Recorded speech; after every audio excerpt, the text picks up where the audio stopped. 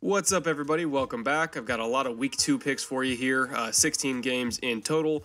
But before I get to that, I do want to address week 1. I went 9-6 overall on my picks from last week, which wasn't terrible. It was a 60% hit rate, but I got plenty of games wrong. Definitely the Jacksonville over Houston. I got that wrong. I chose Houston, and I chose San Francisco over the Panthers, which again was a terrible choice, but it's okay. 60% is all right for week 1. Traditionally, that's one of the hardest weeks to pick because we haven't actually seen anybody play.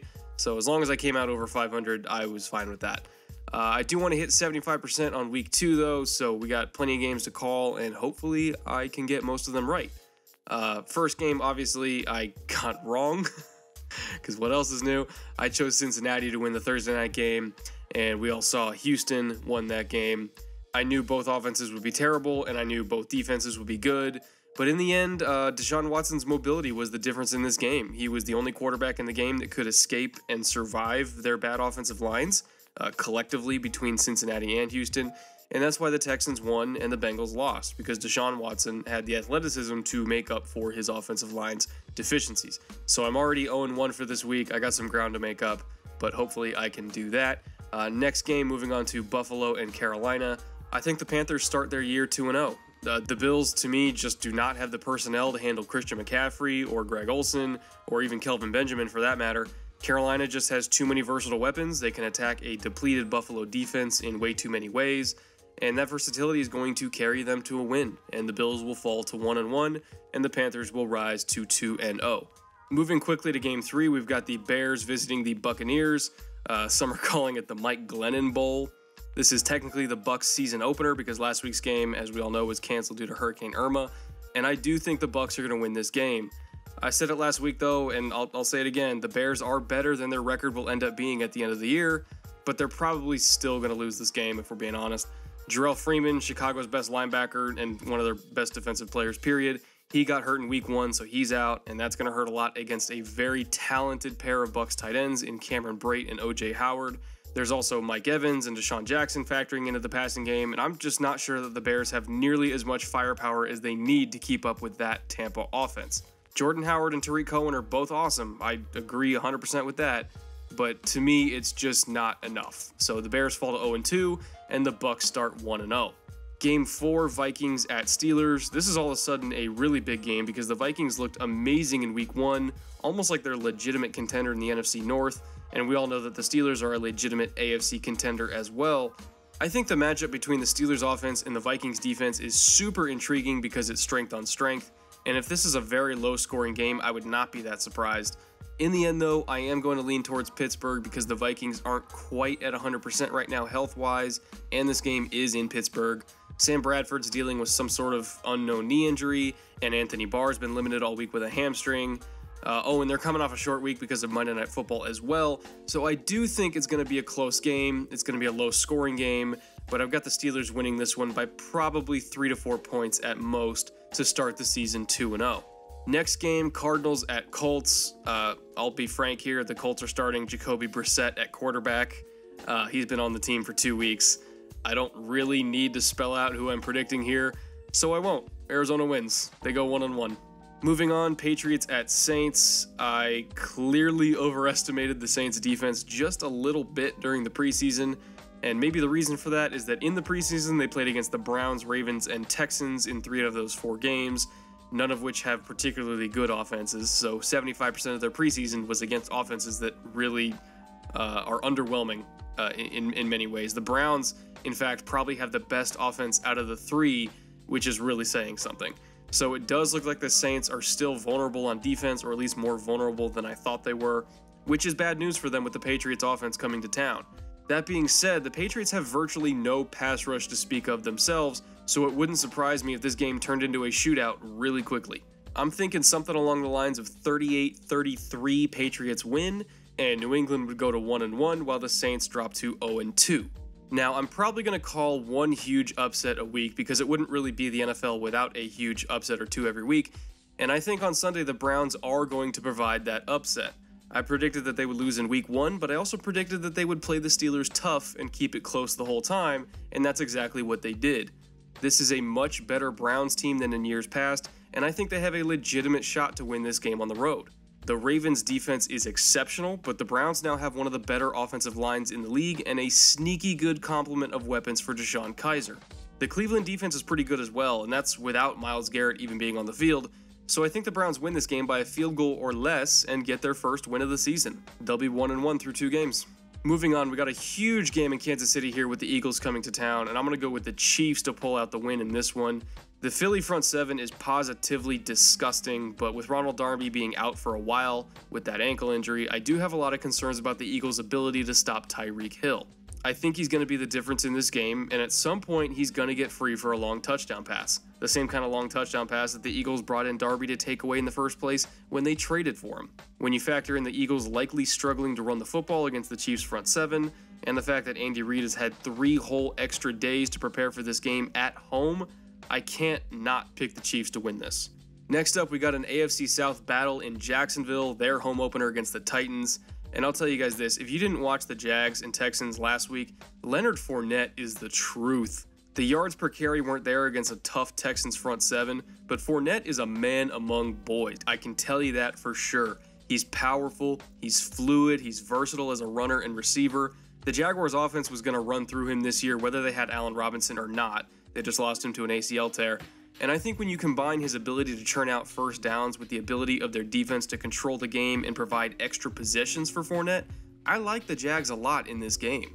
They have the pieces to execute the formula that the Titans want to execute and that the Texans want to execute too, that being running the ball and playing defense. I think Jacksonville is in a better position to execute that formula than Tennessee, so I'm giving them the win, and they're going to start out a very, very improbable 2-0. And speaking of 2-0, we got Oakland and the Jets up next. And again, I don't really have to explain why I'm picking the Raiders here. The Jets are arguably the worst team in the league, while the Raiders are a playoff contender.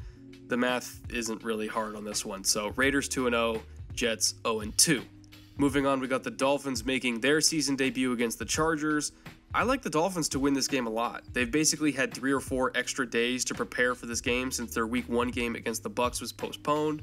They've got fresh legs, they've got plenty of tools on offense in Devontae Parker and Jarvis Landry and Jay Ajayi, and the Chargers are already dealing with injuries to key players, with Jason Verrett being ruled out with a knee injury, which, like I said in my season preview, I don't trust the Chargers to stay healthy, which is why they're going to drop games. It's the only reason why I predicted them to have the record they did, because they can't stay healthy, and this is yet another example of that.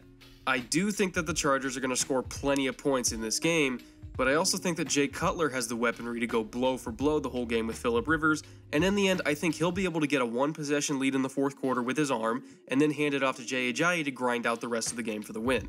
I might think a little bit differently about this game if Jason Verrett was playing, but I just look at that Dolphins receiving core with Parker and Landry and Kenny Stills as their deep threat, and you can't really stop that without your number 1 corner. They're going to get some big plays on you, and I think it'll be enough to get the win.